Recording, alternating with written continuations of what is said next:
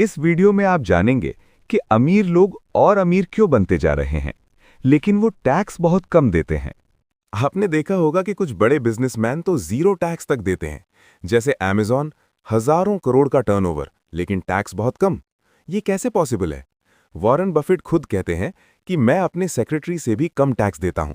तो सवाल यह है कि अमीर लोग टैक्स कैसे बचाते हैं और क्या हम इंडिया में लीगली टैक्स बचा सकते हैं? सबसे पहले समझो, पैसा कमाना, बचाना और बढ़ाना इक्वल्स टू फाइनेंशियल एजुकेशन। लेकिन सच्चाई ये है कि स्कूल और कॉलेज में हमें ये सिखाया ही नहीं जाता। क्यों? क्योंकि जो हमें पढ़ा रहे हैं वो खुद फाइनेंशियली स्ट्रांग नहीं है, उनकी इनकम लिमिटेड है, तो वो फाइनेंशियल फ्रीडम कैसे सिखाएंगे? अब असली खेल समझो, एम्प्लॉय वर्सेस बिजनेसमैन। एम्प्लॉय क्या करता है? पहले टैक्स देता है, फिर खर्च करता है। बिजनेसमैन क्या करता है? पहले खर्च दिखाता है, फिर टैक्स देता है। एग्जाम्पल, अगर कोई एम्प्लॉय 1 करोड़ रुपए कमाता है तो उसे लगभग 25 से 30 लाख रुपए टैक्स देना पड़ सकता है। लेकिन बिजनेसमैन क्या करेगा? खर्च दिखाएगा, car, laptop, travel, office rent, profit कम दिखाएगा और उसी पर टैक्स देगा। अगर प्रॉफिट 1 लाख रुपए दिखा दिया तो टैक्स सिर्फ 30,000 रुपए के आसपास। टैक्स सेविंग के 2 लीगल तरीके।